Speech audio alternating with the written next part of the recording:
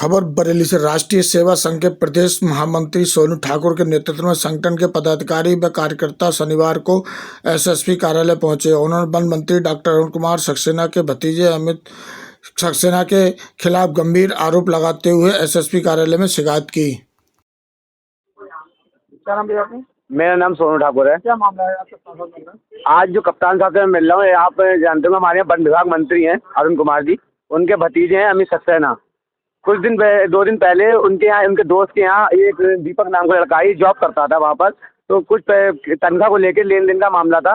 तो उन्हें हमने चौकी पे बुलवाया, वो चौकी पे नहीं आया, डायरेक्ट से घर पे आके बदमाशी करने लगे आके।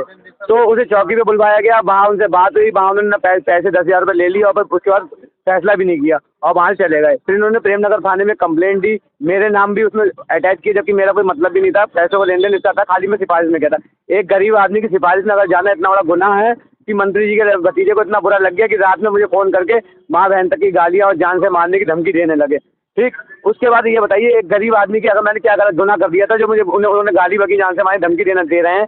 मैंने एक गरीब आदमी की मदद करनी तो गया था थाने कि अगर इसकी सुनवाई नहीं होती, इसके पैसे नहीं मिल रहे हैं, 500 रुपये मजदूरी कर रहा था और वो अमीरों के साथ खड़े हो सकते हैं क्योंकि वो अमीर आदमी है, क्योंकि वो मंत्री हैं, वो अमीरों के हैं, हम गरीबों के हैं, और हम गरीबों के संग खड़े हो रहे हैं तो हमें जान से मारने धमकी दी जा रही है। और जिसकी मेरे पास रिकॉर्डिंग भी है, मैंने सब अधिकारियों को सेंड भी कर दी है, जिसके खिलाफ मैं मुकदमा लिखवाऊंगा और सख्त कार्रवाई करूंगा। अगर कार्रवाई नहीं होती है तो चाहे मुझे लखनऊ जाकर धरना देना पड़े, या ऐसे लोगों को मंत्री बनाए क्यों गया जिनके बच्चे ऐसी बदतमीजी कर रहे हैं। आपको सोचने वाली बात है, हमारे यहाँ मंत्री हैं, सम्मानित व्यक्ति हैं, हम उनका सम्मान करते हैं, और उनका भतीजा इस तरह से गुंडाई कर रहा है कि माँ बहन गाली बक रहा है, जान से मारने धमकी दे रहा है, 20 बच्चों की गलत कह रहा है। कल को मेरे यहाँ कोई दुर्घटना हो जाती है, जो वो मंत्री हैं उनके चेहरे पर 50 हैं, पर ऐसा नहीं है कि हम किसी कमजोर, गाली बकना मुझे भी आता है, मैं भी बक सकता था, मैं भी बदतमीजी कर सकता था, पर मैं किसी की माँ बहन को गलत कहने का अधिकार मेरे लिए नहीं है, क्योंकि जैसे मेरी माँ बहन है वैसे उनकी माँ बहन है, मगर उन्हें इतनी तमीज़ नहीं है कि वो बोल कैसे रहते। और मैं चाहता तो कहना उनका जवाब उन्हीं की भाषा में दे सकता था, मगर मैं चाहता हूँ कानून की भाषा में जवाब दूंगा, कानून की। और अगली बार तो कोई हरकत मेरे से होती है तो जिम्मेदार भाई होंगे।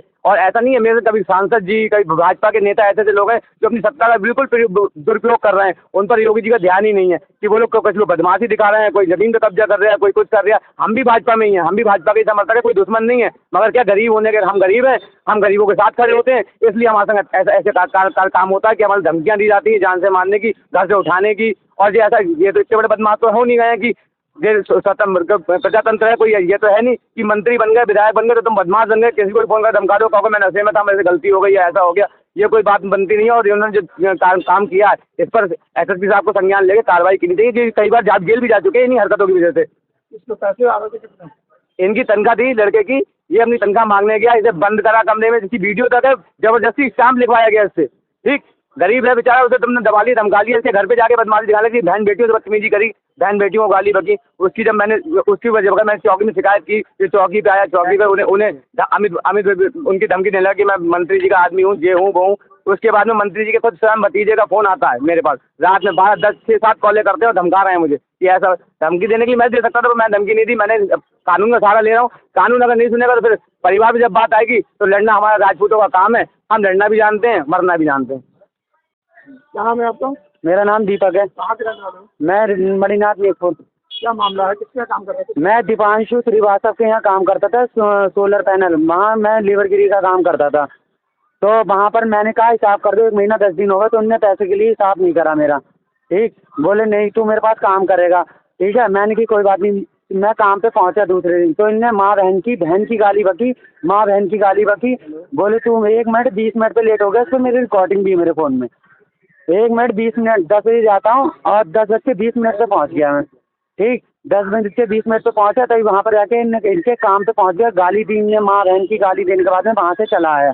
ठीक, वहाँ से चला आया, मैंने कोई बात नहीं, मैं वहाँ से चला आया तो ये मैंने कोई बात नहीं, मैं चला जा रहा हूँ। घर पे आने के बाद में बदतमीजी करी, सिगरेट पी, पूरे गली को सबको कैमरा रिकॉर्डिंग लिए, गली में खूब बदतमीजी करी, दिन भर गाड़ी के आगे बैठे रहे, गाली गलौज करते रहे, मैं लेके जाऊँगा, दीपक को लेके जाऊँगा। मैंने कोई बात नहीं।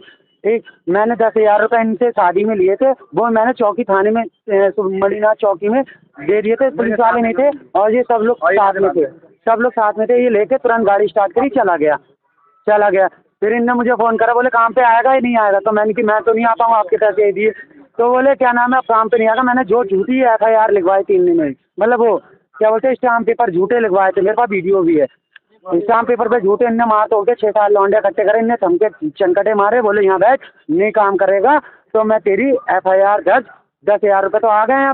अब तू नहीं करेगा काम तो मैं तेरी FIR जो तू स्टाम्प पेपर है वो मैं तेरा थाने में दे दूंगा। उनने थाने में दे दिया मेरा, ठीक। अब पुलिस वाले मुझे फ़ोन कर रहे हैं कि 16,500 रुपये तुम पे आ रहे हैं। पैसे ले जाने के बाद में बोला थाने में फ़ोन आता, मैंने कहा सर मैंने तो इसके पैसे दे दिए, ठीक। अब उल्टे मेरे 1 महीने 10 दिन की सैलरी निकल रही है, वो नहीं दे रहा है, ठीक। उल्टे मेरे ऊपर धमकी दे रहा है मुझे, बदतमीजी कर रही है। बदतमीजी कर रहा है, घर वालों से बदतमीजी करी मेरे घर पे आके। आप किससे शिकायत कर रहे हैं? मैं तो यही चाह रहा हूँ सरकार से मेरा पैसा मिल जाए हैं, और इस पर कार्रवाई मतलब जो भी पुलिस करना चाहती है वो करे। इस पे धमका रहे हैं वो कौन है? वो है दीपांशु श्रीवास्तव। एक अमित सक्सेना है, वो मुझे धमका रहे हैं। हाँ।